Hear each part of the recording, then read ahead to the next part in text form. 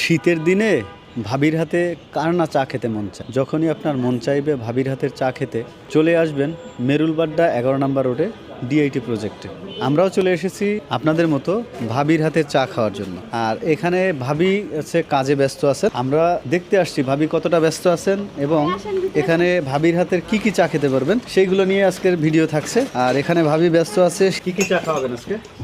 এই যে শীতের দিনে তেঁতুল চা, মালটা চা, জলপাই, কাঁচামরিচ। আপনার এখানে সব থেকে বেশি আপনার দেবররা কোন চা খায়? তেঁতুল চা, জলপাই চা। এটা কত করে রাখতেছেন দামটা? 20 টাকা। 20 টাকা। 20 টাকা। আপনার এখানে কত আইটেমের চা হয় ভাবি? 30 থেকে 35। এখন কি সব আইটেম অ্যাভেলেবেল আছে আপনার এখানে? ইনশাল্লাহ আছে।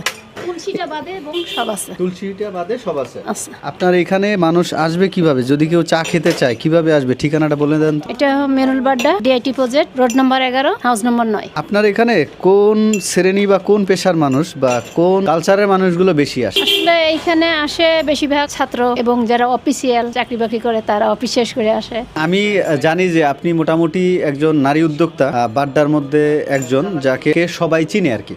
জি। মোটামুটি বাড্ডার মধ্যে আপনি ফেমাস আছেন। তো এই ফেমাসিটি কিভাবে অর্জন করলেন? সবকিছুই উপর আল্লাহর ইচ্ছা, নিজের যোগ্যতা আছে আর আশেপাশে আমার কাস্টমার যারা আছে তারা সাপোর্ট করছে। কাস্টমারদের ভালোবাসার অবদানে আসছি এখানে। আপনার এখানে প্রতিদিন গড়ে কত কাপ চা বিক্রি করেন? রং চা, দুধ চা, তেঁতুল চা সব মিলিয়ে। এটা তো আসলে বলে ওইরকম হিসেব করা হয় না, তা আনুমানিক 100-র উপরে 150-200 কাপ আছে। এছাড়া চা ছাড়া আপনার এখানে যদি দেবররা আসে কি কি খেতে পারবে একটু বলে দেন। আসলে এটা আপনি দেবর বলছেন, দেবররা সব যে আসে তা না। এখানে যাদের আন্টি সম্পর্ক তারা আন্টি হিসেবে আসে, যারা মনে করেন ভাই ব্রাদার আছে তারা আসে, ননদরা আছে, বান্ধবীরা আছে, সব মিলাই আর কি, খালি দেবরগের না। তাহলে আপনার দোকানটা ভাবির হাতের চা হলো কেন? ওই যে ভালোবাসে কেউ ভাবি ডাকে, এখন আপনার ভাই করতো তো, ভাই চলে যাওয়ার পরে ভাবি আসছে, এখন ভাইকে দেখে না ভাবি আছে, সব দেবররা ভাবি ভাবি বলে।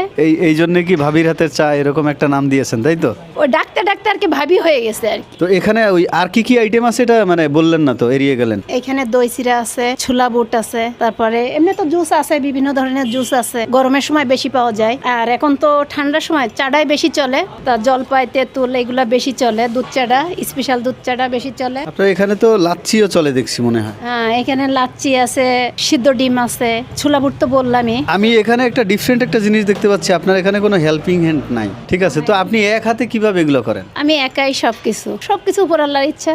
নাকি কোনো দেবররা হেল্প করে? না, আমার কাস্টমাররাই হেল্প করে। কাস্টমাররাই সবসময় আমার সহযোগিতা করে, তারাই সাপোর্ট দেয়। আচ্ছা। দেবররা তো আছে, ভাবির পাশে তো দেবররাই থাকবে, এটাই স্বাভাবিক। আপনি বাড্ডাবাসী গ্রুপকে কি বলবেন? তাদেরকে অসংখ্য ধন্যবাদ, তারা আমার ভিডিও করতে আসছে, ভালো লাগছে। দোয়া